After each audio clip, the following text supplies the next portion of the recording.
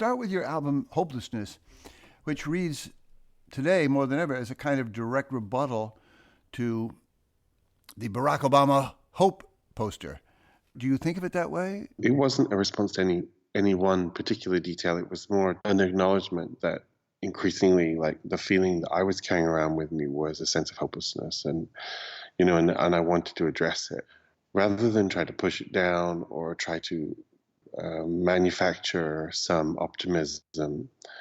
I wanted to just address the feelings that I was having with the idea that by moving through them, I could maybe be moving through them might be a more productive way of coming to terms with reality than denying them.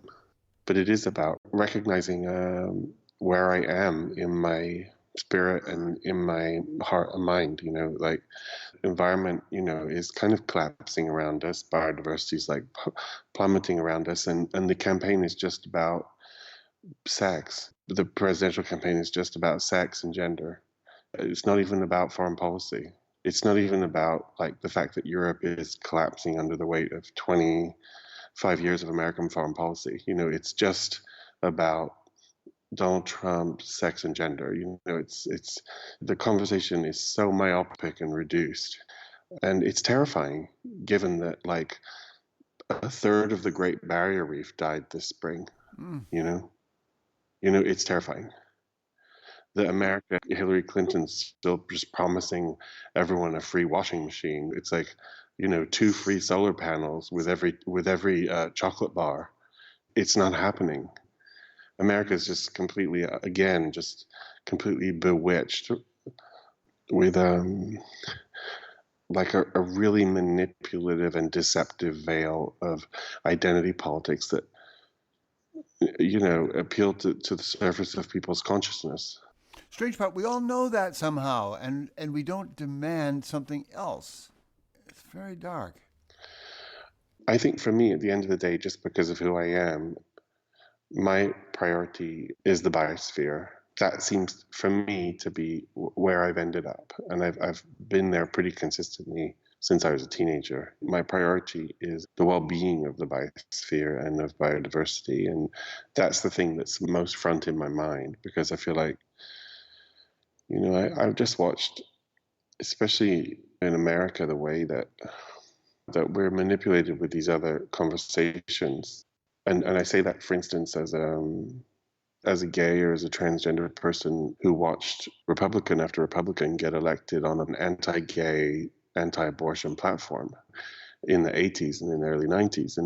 And really what we were electing was neoliberal capitalism. But, but the working and middle classes were voting to keep gays and AIDS out of their public schools. So it's like there's two currents. There's this popular current that's used to sort of like keep us sated and placated and engaged and outraged. And then there's this much deeper current that's actually much closer to the source of our lives, which is about the destruction and depletion and extraction of wellness from the earth. And that is the conversation that we're still incapable of having in America. It's just disgusting at this point. How will we remember this Obama interlude, do you think? What was your hope for it? How does it end? I feel like we're kind of like watching Obama, like doing his victory lap, the last few months, and rewriting his narrative and telling us all what a good job he did. I mean, obviously, he restored a face of decency and the air of rationalism to an American international conversation. But it was sort of more of an aura of decency to a lot of policies that were still like grossly indecent in their core. And I just think he's just another one of the people that just didn't really have the courage to say, really, enough now is enough. The courage even to uphold his own campaign promises. His own promises of transparency turned into the NSA scandal. His promises to end the wars turned into an 8-year drone bombing campaign. And the environment has just become a kind of a weak tea legacy issue that he's rolling out at the 11th hour with promises of more to come. But it's like, I mean, how long has it been since Gore lost the election? It's like, we're into decades and decades now of unwillingness to move. in a wartime effort to save our planet, which is the only thing that will make any difference, is like a World War II wartime effort to save our world and to save the rest of biodiversity. I mean, in our lifetime, we're going to see 50% of the world's species go extinct. We're already seeing like this radical rise in the world's temperatures that was all predicted, and the continued denial, and just the fact that, this charade in this election, the extent to which the conversation is oblivious to the real issues that we're facing now is just, again, it's nothing short of disgusting. We're being challenged to do something so profound. It's unprecedented in the history of our species, and there couldn't be more at stake. It's not even our species that's at stake. It's the whole dream of life on Earth that's taken 4.5 billion years to realize. All these beautiful pastoral aspects of life on Earth. It's like, that's what's really too awful to me, is just the plunge into silence of that so many other species are just plunging into silence while we're busy thinking about other things that won't matter. Even our own identity politics, unfortunately, won't matter in 100 years. None of it will matter. All anyone will be asking is, what were they doing with nuclear stuff? What were they doing with fossil fuels? How did they manage to convince themselves that this wasn't worse than genocide, the activities that they were participating in so mundanely to supposedly take care of their basic needs? In 100 or 200 years, that people would just be mind-boggled at the systems of denial that we employ to keep moving forward. We're not known as the United States of amnesia for nothing or for denial. Deep down, I think it has everything to do with the kind of contradiction between our DNA, which was a rebellion against empire, and our position today as the ultra weaponized global empire, drone missiles, and much more. And it could be driving us crazy. People get so exhausted by the barrage of disinformation that they just give up and feel like they can't navigate it anymore. It's like we've been so seduced by 15 years of fear-based decision-making since 9/11. They really harnessed it full force when Giuliani and George Bush were standing in front of that hole downtown.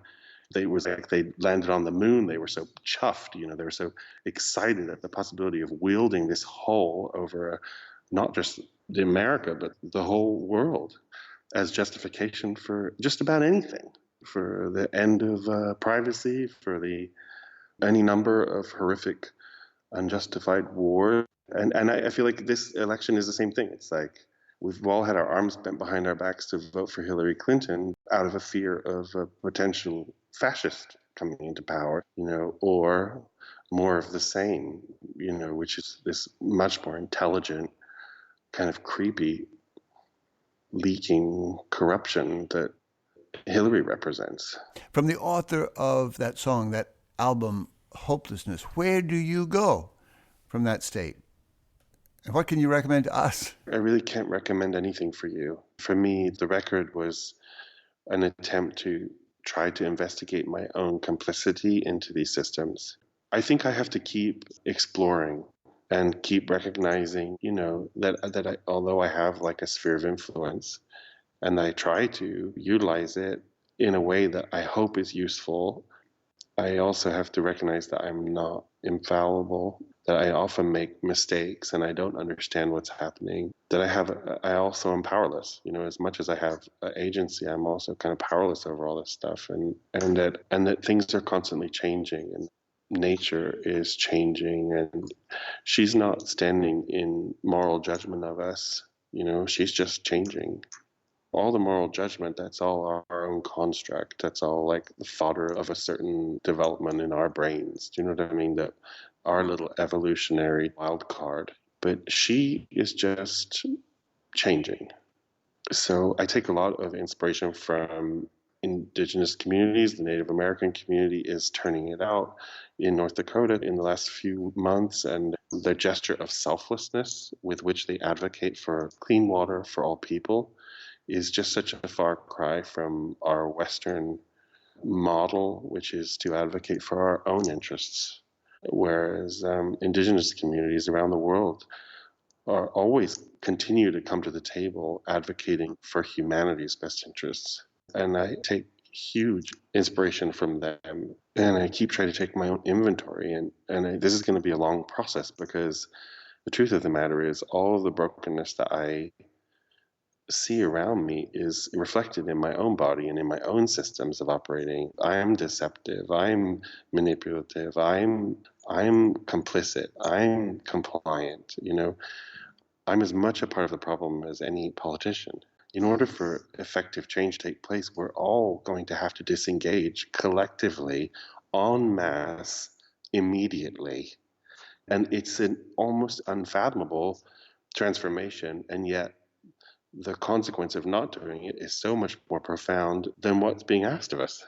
It's really the stakes couldn't be higher, and if you look at it that way, it couldn't be a more exciting time to be alive. Anohni, speak of your song, Why Did You Separate Me from the Earth, and what it meant to you as you wrote it, what it means to you now, the elements that live in your head right this minute. Why did you separate me from the earth?